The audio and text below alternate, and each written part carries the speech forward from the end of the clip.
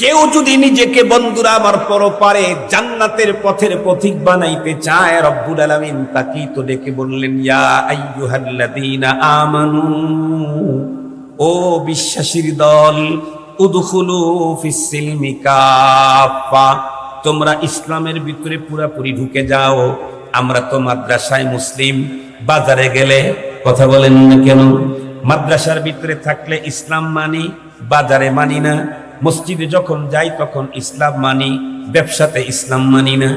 আমরা যখন কবরস্থানে যাই তখন ইসলাম মানি, রাজনীতিতে ইসলাম মানি না। আমরা যখন বন্ধুরা আমার ঈদগাহ মাঠে যাই তখন ইসলাম মানি, দরবার সালিশের মধ্যে ইসলাম মানি না। তার মানে আমার জীবনের অর্ধেকটাও তো এখন পর্যন্ত ইসলামের প্যাকেটে ঢোকে নাই। রব্বে কারীম ডেকে বললেন, মুক্তি যদি পেতে চাও, নিরঙ্কুশ যদি পরপারে জান্নাতের মালিকানা যদি পেতে চাও, ঈমান এনেছো ভালো কথা, এখন তোমাকে কমপ্লিটলি ইসলামের প্যাকেটের ভিতরে ঢুকতে হবে। ইসলাম আমাকে যেই দিক নির্দেশনা দিয়েছেন, আল্লাহর কোরআনে আল্লাহ বলেন, আল-ইয়াউমা আকমালতু লাকুম দীনাকুম ওয়া আতমামতু আলাইকুম নি'মাতি ওয়া রাদিতু লাকুমুল ইসলাম দীনা।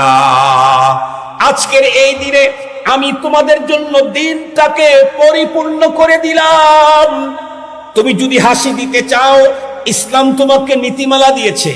কান্না যদি করতে চাও, ইসলাম তোমাকে নীতিমালা দিয়েছে। জমিনের ভিতরে পথ চলতে চাও, ইসলাম তোমাকে নীতিমালা দিয়েছে।